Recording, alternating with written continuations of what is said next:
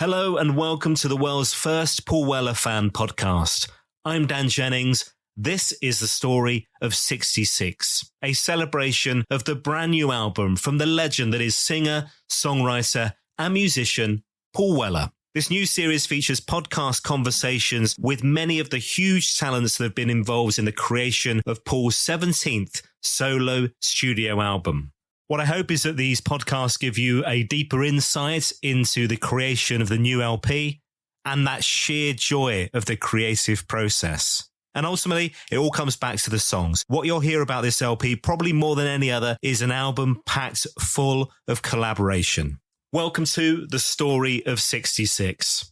On this episode of the podcast, I chat to Josh McClorey, a huge songwriting talent in his own right. This guy has plenty of Paul Weller connections over the past decade or so. We're talking the Strypes. He's played on Saturns Pattern, A Kind Revolution, On Sunset, and on this brand new album, you'll hear him on electric guitar, Soul Wandering, and bass on Flying Fish. We're going to chat to Josh about his music, his life, his career, his Weller connections, and how Paul has really acted as a mentor for him over the past decade. This one was recorded a little while ago, so you're going to hear about his brand new band Soft Launch, which is now out in the world. And actually, I read the other day in an article that Paul Weller had gone to see them live, was standing at the back and absolutely loved it. So we'll talk about all that too.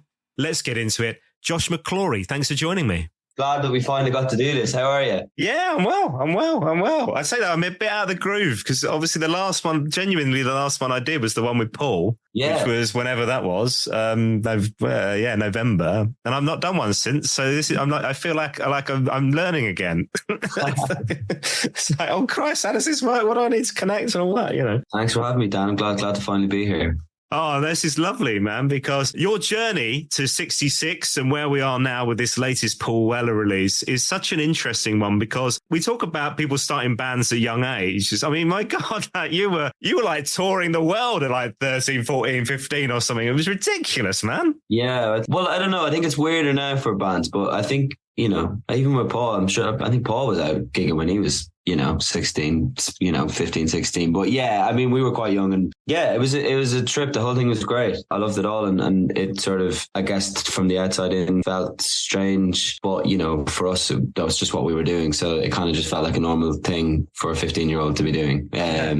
It's also that thing of it feels like you've been in music. I mean, it feels to me like you've been in music for so long already. And you're not even, I don't even think you're 30 yet, are you? No, 28. Getting close. I mean, that's slightly annoying at the same time, I have to be honest with you, Josh. But yeah, because we've had all these adventures and already it's like, not even 30, man. I mean, bloody hell, mad. Let's talk about Weller to start with. So when did you first become aware of his music then in your world? Oh, quite young, probably like 11 or 12. I mean, it was one of those things where, I just think like anyone probably have just always known a town called Malice, without knowing that that I know it sort of thing.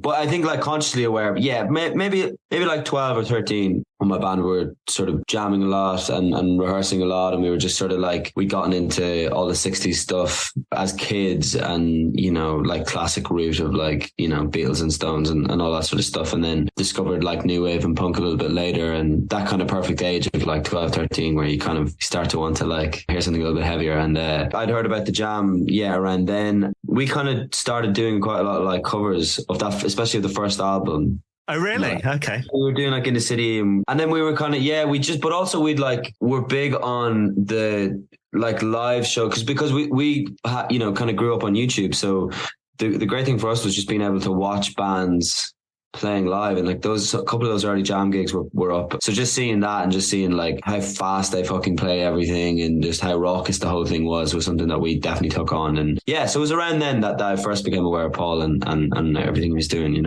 Okay. And for you as a musician, where did this come from? When did you first pick up the guitar and how were you? I mean, there's so many questions wrapped up in that, but were you getting lessons? Talk me through that. No, it's kind of from my dad. Like my dad plays music and I grew up on a street where a lot of people were playing music. Like my neighbors played music and their dad and so there was kind of like a lot of kids on our street. I was kind of like the youngest one because their dads played music. They were all kind of around it, and I live on like a terrace street, so all our back gardens are kind of sort of connected at the very back. So I just kind of have really early memories of kind of going over to their house and listening to them playing, and, you know, their dad and my dad as well. And like my dad kind of just encouraged me, like, when I think I picked up a bass when I was about 4 or 5, and he kind of taught me like a couple of songs on the bass, and I kind of just took it from there, really. And it wasn't until I was like 10 that I really picked up a guitar. My dad always like played like AC/DC and stuff like that, but I think I saw a video of Angus Young when I was like 9 or 10 and was kind of like, I think I want to do this, which is funny because I've gone back the other way now. Now I'm like, now I want to just play bass again. But yeah, it started there. And so my dad was really encouraging. My neighbors were all a little bit older, so I was quite impressionable. And that classic, you know, I wanted to be like them kind of thing. And they were all into music, you know. And this thing is, I mean, it's not a God-given natural talent with a guitar. You do have to learn it. You do have to practice. I mean, Paul Weller has described you as being a phenomenal guitarist on many occasions. And he said that in the interview for this album, for 66, that we'll talk about in a bit, right? You don't get that without putting in the hours of practice, do you? Or am I wrong? Was this just something you immediately were able to do? That would be even more annoying, Josh. No, he's just a liar.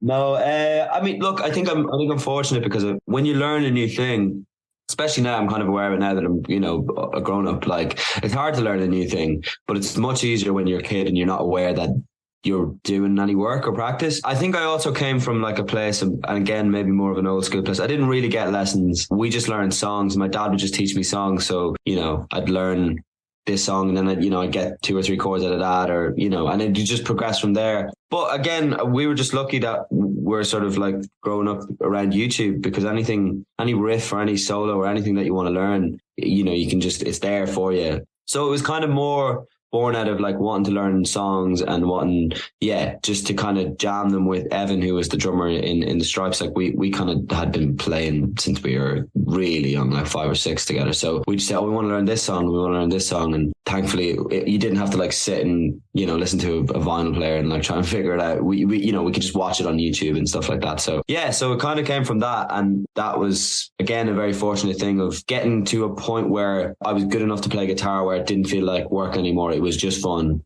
before you're conscious of like the idea of having to practice or it being work or anything like that, you know? That's so funny though, isn't it? Because as you say that, like if you had replaced the guitar in that conversation with football, I wouldn't be thinking anything of it, right? If you're 5, 6 and you're in a football team, that's like but when you talk about like the guy behind a drum kit and you with the bass, that seems so grown up, doesn't it? It's like, hold on, they're 5 and 6, but why not? You know, if you talk about being in a group, what's the difference between a football team, you know? Yeah, absolutely. And actually, funny enough, those were the kind of 2 things that I loved as a kid, was both football and music. So they both just, you know, always, you know, felt like hobbies and felt like something that I really wanted to do. And like, you know, I probably wanted to be a footballer first, and then, you know, that kind of does fall by the wayside when you're about 10 and you don't grow high, you know, tall enough. I'm glad I didn't. You picked the right route, yeah. Let's talk about the first Weller connection then, because I mean, this is really early on, actually, before you've even released your debut album. He's digging you and loving you, right? Yeah. We did a gig together. I mean, we'd first come over to London in mid 2012 and we were doing a couple of shows, and then Paul found out about us. I actually don't know. I must ask him. I don't know how he found out about us, but he'd found out about us, and then he was doing like a live performance in Studio One in Abbey Road. And then we got asked to support, which I mean for us was just like fucking the wildest, most ridiculous thing, you know, for us was just like playing with Paul, and second playing in fucking Abbey Road was crazy. So that was the first time that we met each other and we played together. And yeah, I remember him coming into the control room and in Studio One and hanging out with us and chatting to us, and he was just super nice. And yeah, that was like, I mean, it's still one of my career highlights, like gig highlights of my life, is, you know, playing in that room and getting to support Paul was, you know, wicked. And especially at that age, I was so like, I think I was maybe 17, maybe I was 17 about that time. You're playing the stand a bit. So this was the support for the TV show. So Weller was doing the Channel 4 TV show and you were support acts for that, and they filmed it and it was on YouTube and stuff as well, right? But you were Paul's personal selection, and I heard that he said he wouldn't do the TV show unless you lot were going to support him. Do you know that? No way. I didn't know that, no. Yeah. He said like there's only one choice and it's those guys. Wow. I mean, our manager might have told us that at the time, but I probably would have just thought he was lying. That's great, man. That's sick. Because I also heard that he was like, around that time, he was also showing like anybody met and stuff. He'd show them like the videos of you guys on YouTube and stuff. He was just kind of really bigging them up and going, look at these.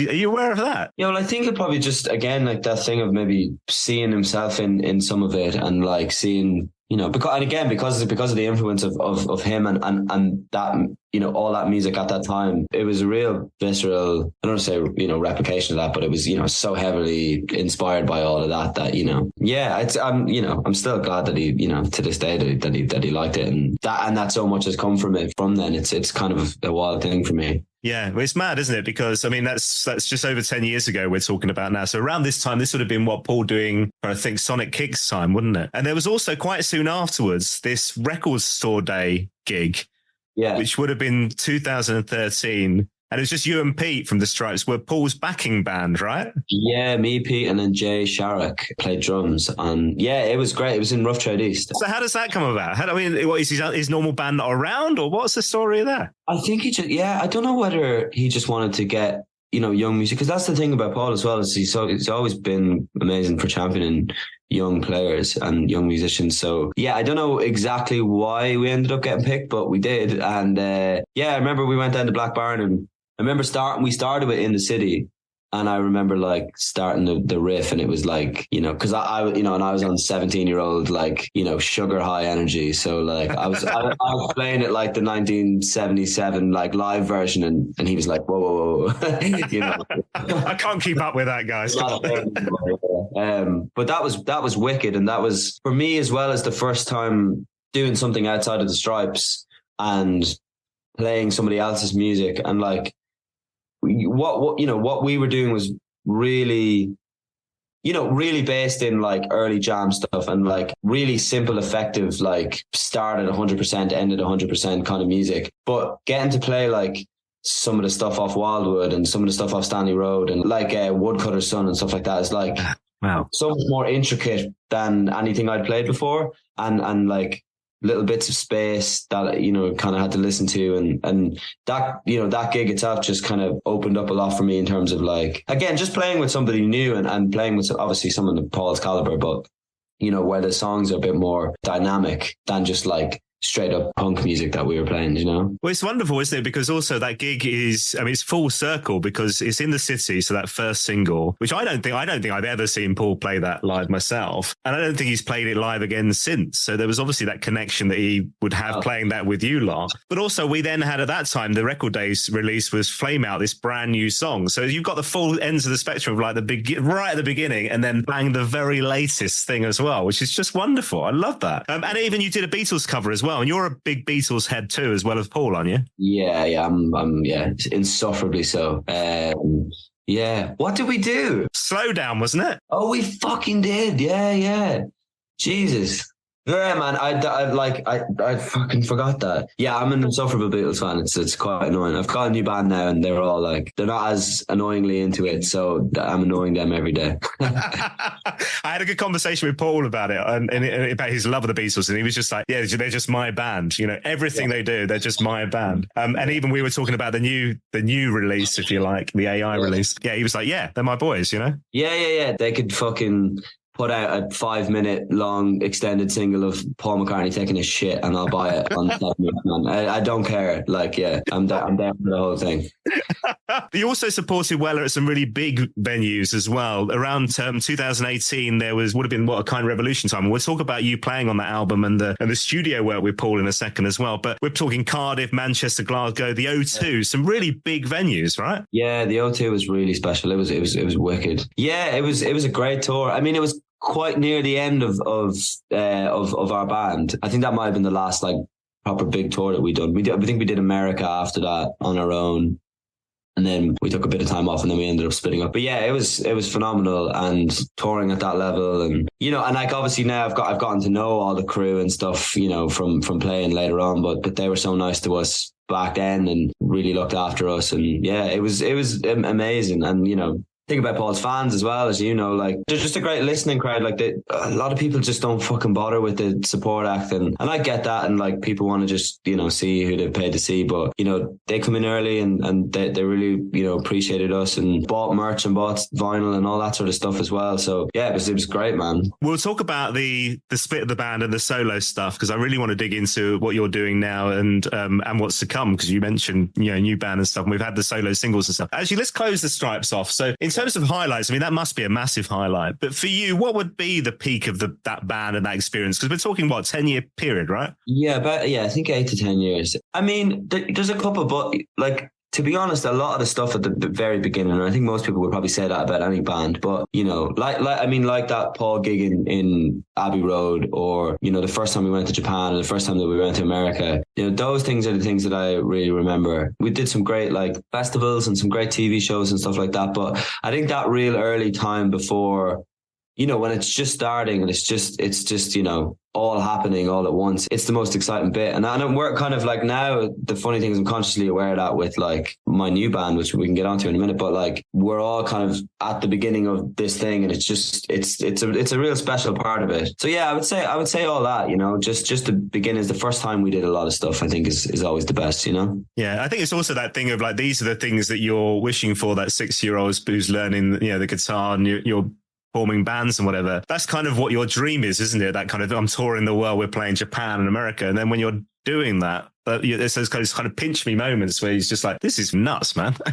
Yeah, big time. And just before like being stuck in a fucking van for 9 hours gets boring. Like it's just before then. That's when you don't realize. But no, it was a great experience. And I mean, like you're saying, to be like 28 and I've kind of had those experiences and like I had some really good times and some not so good times, to be able to bring that into the next thing that I'm doing is, a godsend, to be honest. And interestingly, the split of that band, I think you'll then be around the similar age to what Paul was when he's then into the Style Council, would have been. Yeah, it was. And I called Paul before we broke up, because obviously like the thing is like me and Evan, the drummer, had been in a band together, in our head since we were 5 or 6. So even though we kind of felt like it had run its course and we wanted to stop, it's still like a hard thing, you stay in something because it's easy, or should you move on? And I called Paul about it and asked him for advice. And any time I've ever called him about any sort of advice, he's always been wicked. He's always been really straightforward and honest, and he said like, the only thing you can do is the thing that makes you happy. And, if you want to go and make new music and do something else, then you have to do that. You can't just stay in something because it's comfortable. And it's, one of the best pieces of advice I've ever had, because it sort of pushed me forward to go and do other things and move forward when, and go what you're good. I think that's one of the things that's probably kept Paul. I think maybe the main, obviously he's pretty talented, but the main thing that's kept him going for years and years is just following his gut and knowing what's right for him and knowing what's right in the moment. Yeah, and he's not worried about market forces and where the industry. It's just, actually, I'm following my path, right? Yeah. I love that fact of he's almost, he is like a mentor to you as well then, right? Well, yeah, I mean, like he's obviously had such a unique experience, and not a lot of people go through those sort of things, and to have someone that has done it and come out the other side pretty fucking well is a great thing. And the fact that he's so friendly and he's so forthcoming, and we were talking all day yesterday, and like he's constantly sending new music and he's constantly just trying to find the next thing and I relate to that a lot. But it's great to have someone who's already done it to keep the ship steady sometimes. Let's talk about recording with Paul then. What's he like in the studio? So we had Saturns Pattern Long Time was the first one that I've got down as you playing on. This song features, I don't know if this all happened in the studio, you'll have to tell me, but this song features Tom Heel on drums, Bill Wheeler, tour manager, on guitar. We had Charles Reese on egg whisk. I don't know if this is all added later or what, but... He's still on guitar, no way. I played later. You're on slide guitar, right? Yeah, I play slide on it. We did... Strypes did a EP in Black Barn, and Paul produced one of the singles. So he came down for a couple of days and was hanging out and did the track with us. And then afterwards he was just showing us Long Time. And then he just asked me if I wanted to put something down in it. And I didn't know if it was going to end up being anything. So I just played slide. And then I found out like a good while later, he was like, yeah, this is going to come out and you're going to play in it. So I wasn't in with the band or anything like that. I just kind of played, I'm assuming near the end of the whole thing, but I didn't know Bill was on it. That's great. It's good. I don't know if Bill knew he was on it, to be fair, when I told him. But A Kind Revolution, the next album, 2017, there was much more of you. We had the opening song, Woozy Mama. We had Nova, you're on lead guitar. We had Satellite Kid. I think there's a bit of Moog on that from you as well, isn't there? Yeah, I have a little bit of Moog and a little bit of BVs, I think, as well. And then, nice. And then the Boy George song, One's Here, as well, playing electric guitar on that. So yeah, a lot of tracks on that album. Yeah, pretty wild being on a track with Paul and Boy George. That's something I would have never been like, oh yeah, that's something I'll end up doing in my life. But that was great, and that was the first proper studio experience with Paul, really, like in terms of working on his stuff. Yeah, it was great. I mean, like I'd be lying if I said I still wasn't really, nervous and stuff like that going in, because you want to do a good job. And also, like, it's great that he loves my guitar playing, but he's also asked me to play guitar, and he's fucking playing guitar, and then Steve's playing guitar, and it's like, well, what the fuck am I doing here? So there's that imposter syndrome, like I definitely had at the beginning of it, where it's like, what's the point in me being here when Chopper exists? So like, it's kind of, yeah, that was like, I kind of just, you have to get by that, and just trust that he obviously liked my playing and stuff. So yeah, that was great. And I got I spent a good few days down in Blackburn, and then I got to know the band a lot better as well, and got a lot friendlier with Tom and Ben and Pilgs and all those boys. So that was great, like to sort of really get to know the boys at that stage. And what is that studio experience like with Paul as the kind of ringmaster of the whole thing, I guess, really? Amazing. Like, he's just all go and, drinks a million cups of tea and smokes a million fags. He just never stops from when he goes in to when he leaves. And it's always up and it's always fun. And it never really, he doesn't really like to get stuck, I think, which is good. He just, if something, again, like even in his life, I think if something doesn't feel right, he's just like, okay, let's move on to this next thing. Let's figure this out when it feels right, and move to the next idea. And it's an amazing experience. I took a lot from it, to be honest, to just not get stuck, and also just to keep the atmosphere positive and creative. And I think maybe that, like, him getting a lot of people in helps that situation, or like aids that, where there's just new energy coming into the room all the time. And like you said, he's like the puppeteer, just making everything happen, and it's wicked. Let's talk 2020. So this was the year that you released solo music. Was it always your intention to do that off the back of the Strypes? Was that kind of what was in your head? Yeah, well, I wanted to make a different thing, and I had done for quite a while. And, the band was sort of running its course, and then obviously it took a little bit of time to get it together. And I did want to do it. And I'd kind of been I think at the time, I'd been in like a blues band, and I'd just played guitar for 10 years. And been the only guitar player. I kind of wanted to put that in the corner and just do something else and just focus on singing, really, because I didn't really sing I sang a bit in the Strypes, but I never felt like a singer. I never really felt that kind of confidence. So I'd kind of made this conscious effort to just like put the guitar away for a while, and then just sort of like focus on that. And it was fun, and I learned a lot from it. And I learned kind of more of what I wanted and more of what I liked and didn't like about it. It's a very different thing I found being a solo musician than having a band.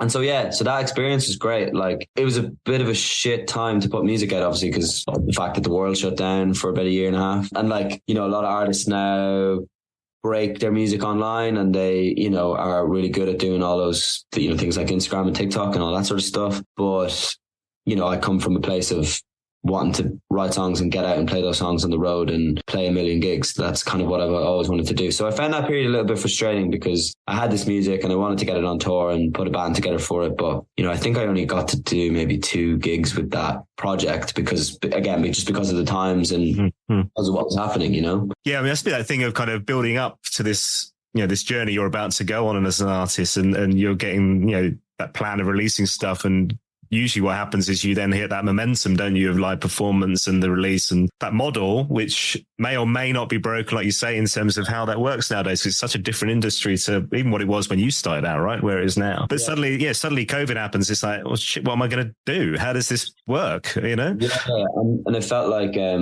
especially when there wasn't any shows or anything, like I would just have a folder with my song on my laptop screen, and then when I release that song, it's just gone from this folder to Spotify with another folder. And you don't get any like, I don't get to play songs live. I don't get to, get any sort of actual reaction. It's just like, it's moved from one place on my computer to the next. And I didn't enjoy that. But I'm glad I learned that, because like you said, the music industry's changed a lot, and there's a huge expectancy to really push everything online all the time. And a lot of people in the industry and a lot of labels have forgotten that like people still exist in the real world, and going out and playing a fucking show, it still means a lot more to kids. Like, I've noticed this in like the last year. I've started this new band, and we just didn't put anything online.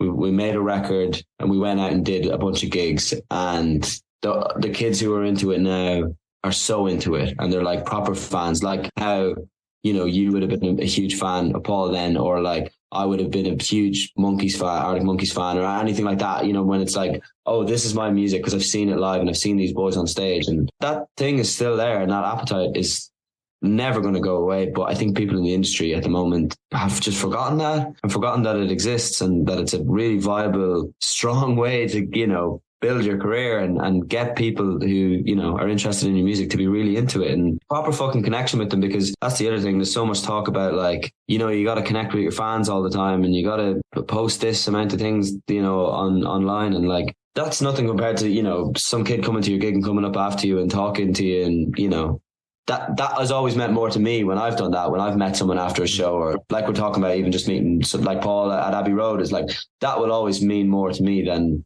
fucking getting a message from somebody on Instagram, Yeah. No, absolutely. You're right. And I think also that whole model of, we've got like Live Nation making record billions of pound profits, but what you have is the grassroots that's absolutely dying in terms of live music venues. It's such a challenging time. And obviously COVID didn't help with that. 2020 though, I mean, you did have involvement in 2 number 1 albums, one of which was obviously Weller on Sunset. So not a bad, you played on More on Paul's album, right? Yeah, did play on More. Yeah, I was delighted. I've got that in my parents have that in their house in Cavan, the little trophy. So I was nice. Oh, cool. What did you get? It's like the little album, the charts number 1 album trophy thing. If you work on it, you can get it. But I just got it from my parents for Christmas, just like to have in the house. So. Oh, amazing! I'll have to tell the Magic Mod on that, because he did hand claps on that album, so he might be due one of those. I'll have to let him know. I might get one. Yeah. But you also. There's a song on YUNGBLUD's album, which again was number 1, Strawberry Lipstick. Yeah. Which so this is Dominic Harrison, otherwise known as YUNGBLUD, folks. And you and him wrote this song when you were like in your teens, right? I wrote the tune basically like, I think it was like really early on, like 2013. Yeah, I would have been like 18, I think. And I went to this, there was like a songwriting camp that our old manager, Chris Difford from Squeeze, he was like involved in running this thing in Glastonbury. He asked me if I wanted to come down. So I went down, and it was, a lot of like older, really established writers and musicians, and like Steve Naive was there, which was fucking a wild trip for me at that time as well, because I'm a huge Elvis fan. But yeah, so it was like a lot of like proper established writers and stuff. And then myself and Dom were like the only 2 kind of kids there. And this was like long before Dom, ended up doing YUNGBLUD and that whole project. We'd just been writing back and forth. I'd written that song. To be honest, I was trying to write an Elvis song, like a Costello song. I'd written it, and he'd write a song on his own. We were quite buzzing because we were like, young, and it was like, oh fuck, let's just write as many songs as we can this week. So I wrote that track, and then we were sending stuff back and forward to each other. So he just had that track on his laptop. And I brought that song to the Strypes a couple of weeks later, and when we got back, and no one was really that buzzed on it. And so we just left it and stayed on my laptop for years. And then me and Dom stayed in touch a little bit, still do like a touch, but he just called me out of the blue during lockdown. It was like summertime, because I remember something had just opened, and I'd been out with my friends for a couple of days, and I was quite hungover. And I got this call from Dom, and he was like, hey man, I've just been in LA, and I've just been singing that tune that you wrote in your head. And I was a bit like, what? I can't remember this tune. And then he was like, remember this one? So I was like, yeah. And he said, yeah, I've just been playing in my head. And he was like, I think I'm going to record it, and I think it's going to be my next single. So I was like, yeah, cool, sound. And yeah, he changed like the lyrics and bits and bobs. So he added his bit to it. And yeah, so it was cool. It was nice. It was really unexpected, and kind of like really brought me into like the idea of just fucking doing stuff and not worrying about what happens with it immediately, because something can happen 10 years later or 20 years later, and you never know. And that was obviously one of those moments, which was great. It was just like delayed gratification. So yeah, so it was cool. And then he put it out on his record, and that went to number 1. I don't have that trophy yet. I'm waiting to get that one to add to my parents' wall. Brilliant. To another of my siblings. But yeah, so it was cool. It was nice, man. He's a nice kid. I like him. All right, well, look, let's talk 66. So this is the new album from Paul Weller. I've been lucky enough, honoured to have this in my collection for a little while. I got it played on the big speakers at Black Barn, but it's on my phone, it's on the stereo here, I mean, what an incredible album. This came off the back of you actually playing on tour with the band for a little bit as well, end of 2021, right? Yeah, something happened, and then Crofty couldn't do the tour, and then Paul called me and asked me if I'd played bass. That was fucking amazing, man. That was like one of the best things I've ever done, because everything I've done has always been with Paul up until that point was always, you know, in for a couple of days and, you know, you're in doing your bits and working on a lot of new music. And obviously when we did that record store day thing, you know, 10 years ago or whatever, it was quite a small set. It was like a half an hour, 7-8 song set. And I got so much from that. But to kind of walk into, you know, first of all, I hadn't really played that much bass in a while. I've always loved it. It's actually always been my favorite instrument. So I was kind of like, oh fuck, this is a great opportunity to really properly, you know, get good at bass again and get stuck in. But then, you know, it was like we did like 40 tracks in rehearsals and it was like a 3-week boot camp kind of thing. And that was for me, like, it brought me on musically so much. To be playing with like, you know, first the size of the band, it's like, there was like 7 of us in the band. Me, Ben, Pilgs, Jacko, Tom, Chopper and Paul. Hopefully I didn't miss anyone out there. But yeah, it's like 7 of us. And so just even playing in that like size of a band, having to learn about like space and like when to play and when not to play and not overplaying and stuff like that.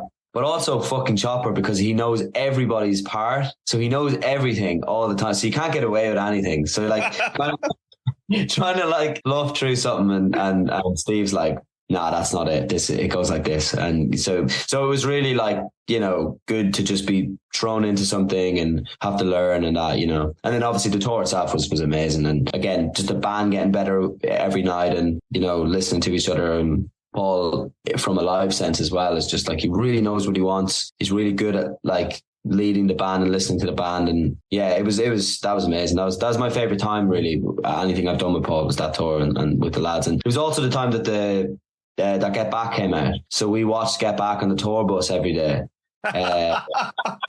Yeah, it was unbelievable, you know. Sitting like everyone like, oh, look at Paul's shirt, like 3 hours, you know. Claire Moon said to me that there was all they ever talk about on the tour bus is the Beatles and jazz. Yeah.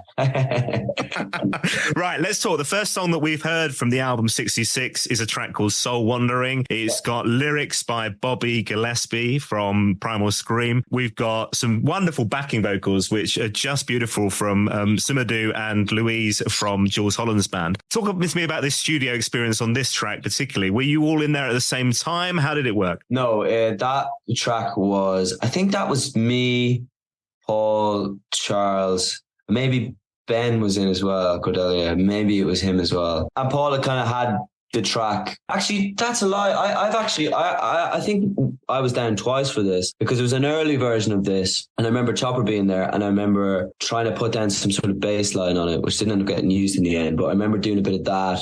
And I remember then coming back a couple of months later when he kind of had the track finished and kind of more where he wanted it. Then so then it was just me and Paul and Charles and maybe Ben, and he kind of knew where he wanted me to play on one section, which was kind of that sort of heavier post-chorus bluesy bit. So I played on that. And then when it goes into there's a kind of a middle section where it goes into the sort of chorus chords. And then I got really into like Irish trad music. So it was like kind of really digging that at the time. And then I kind of was playing around with that and suggested something like that for Paul. So just some kind of finger picking-y trad stuff in some of it as well. So yeah, it was cool. That was just that one day I was on that track. I don't think I played it on anything else that day. But it was wicked. And like, I was living in Brighton at the time. I'm in London now, but I was living in Brighton, and so I was like, yeah, just got the train up in the morning and hung out for the day, and then just tipped home in the evening. It was pretty chill. That's so wonderful. The fact that you're able to, that's what I love about Paul, the fact that you're able to bring your ideas and your flavors into the mix as well. And he'll embrace that. Most artists, I don't think, are like that, right? They're kind of quite directive, whereas you're being really collaborative.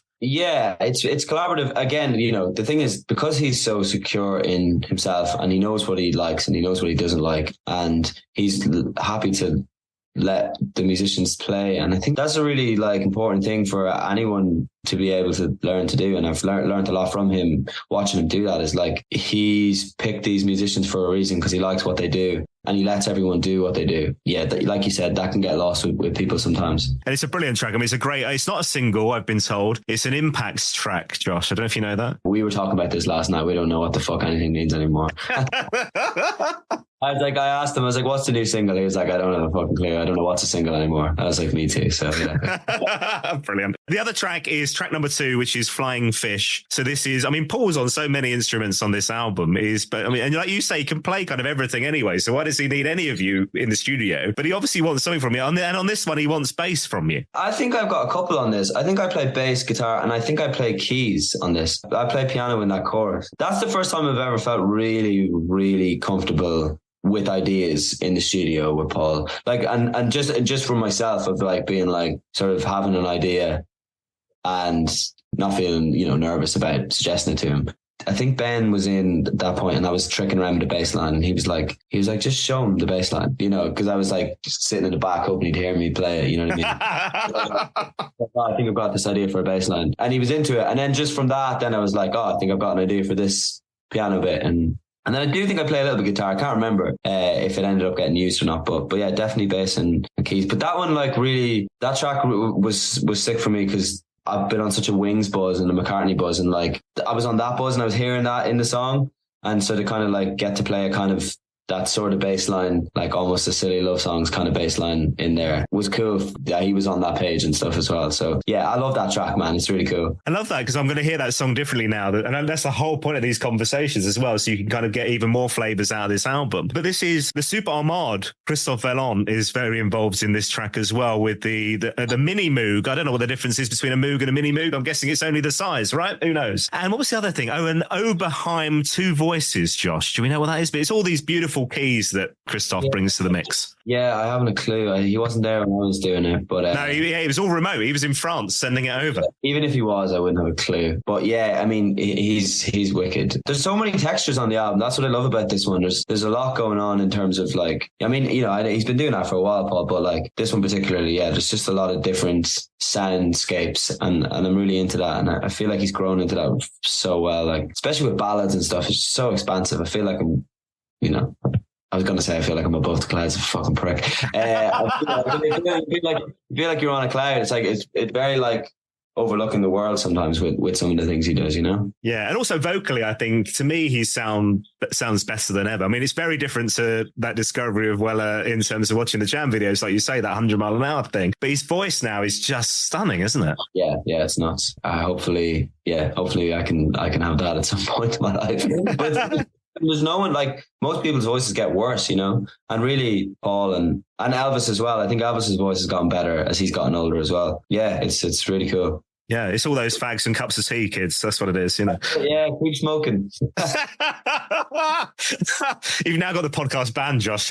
Let's talk about the new thing then. So we talked 66. So is it still solo? Is it a band that's got a band name? Talk to me about this. Yeah, got a band called Soft Launch, and we started about 2 years ago. And it kind of was born out of the solo stuff, really, because myself and two of the guys from the band, Henry and Ben, went to Ireland, and I was going to make some more solo music, and we got 2 lads called Johnny and Mick Cronin, they're in a band called Cronin, wicked guys, and they've got this studio in Leitrim in Ireland, which is near enough where I'm from, which is the middle of fucking nowhere, but it's beautiful, and they have a great studio there anyway. So I went to record there with the 2 lads around Christmas. We got in really late the first night, and we got like a takeaway. I'm not going to say which one it was because there's only one in that town, so they'll know who it is. And ordered some food. Woke up the next morning. We went into recording the studio, started on this track, and I started to feel pretty bad. And it was still COVID time, so I didn't know, was it just coming down with COVID or was something? And so I was freaking out. It was quite near Christmas.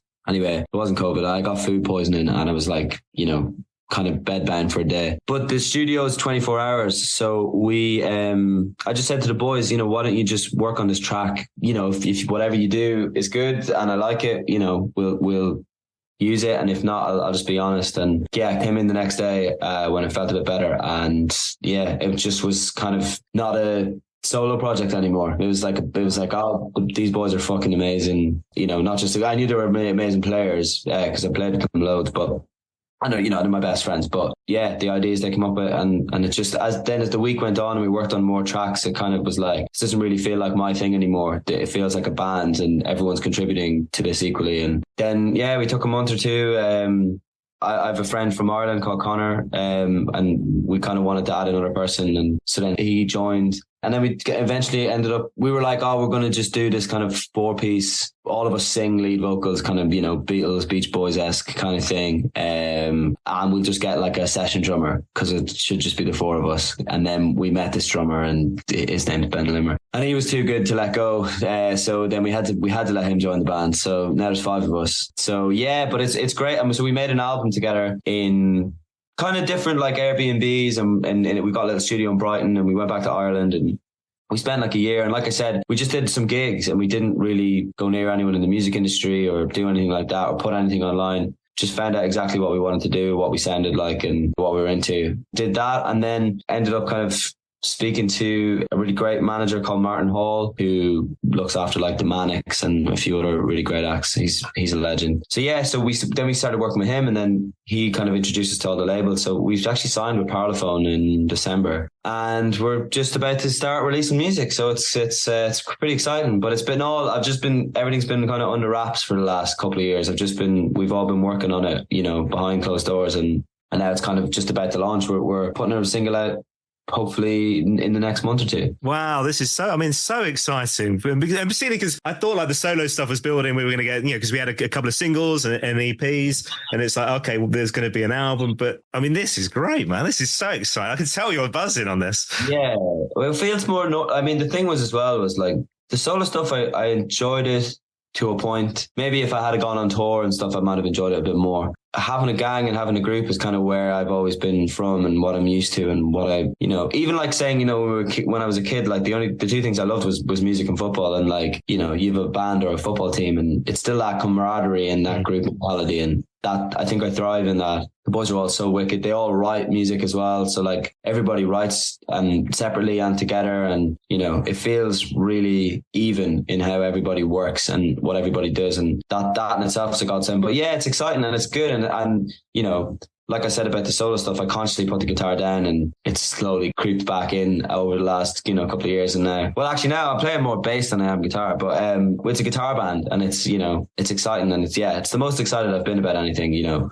probably since I was a kid, you know. Yeah. Oh, wow. I mean, this is amazing. And live performance in 2024 as well? Yeah, we're playing in Islington on Tuesday. We're doing a show in the Grace, and then we're doing I nearly gave something away there that I wasn't allowed to give away. We're doing some more shows with some people, and then some festivals in the summer. We're doing like All Points East in London. We're doing Sound City in Liverpool.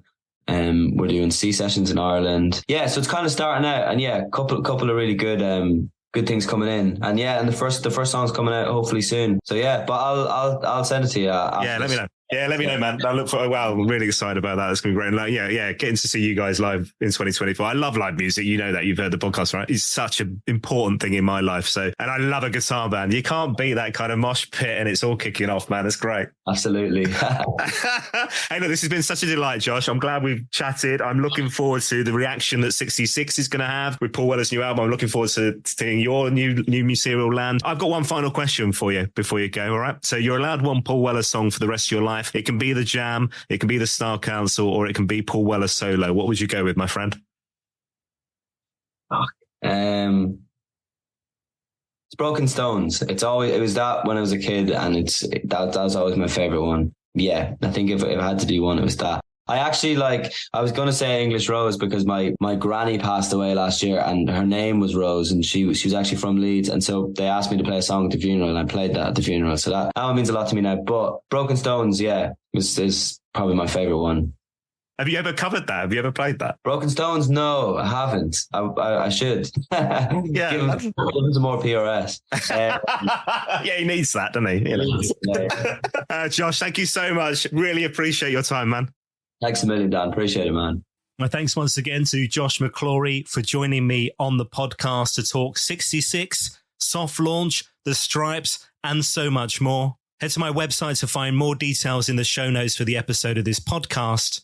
A reminder, if you've enjoyed this episode of the Paul Weller Fan Podcast, you can find a whole box set packed full of brand new episodes. The Story of 66, available now wherever you get your podcasts, Apple, Spotify, YouTube, and more, or at paulwellerfanpodcast.com. Whilst you're on my website, why not head into our store, grab yourself a virtual coffee. It's always nice to get a little thanks for this free content. Much appreciated. All available online, paulwellerfanpodcast.com. And here's the big ask. Please do spread the word on social media. So many amazing people giving their time for free to chat to me on these episodes of the podcast. So I'd love it if you could spread the word. Facebook, Instagram, and X. Tell everybody about the story of 66, this celebration of the brand new album from Paul Weller. Thanks for listening. I'll see you next time.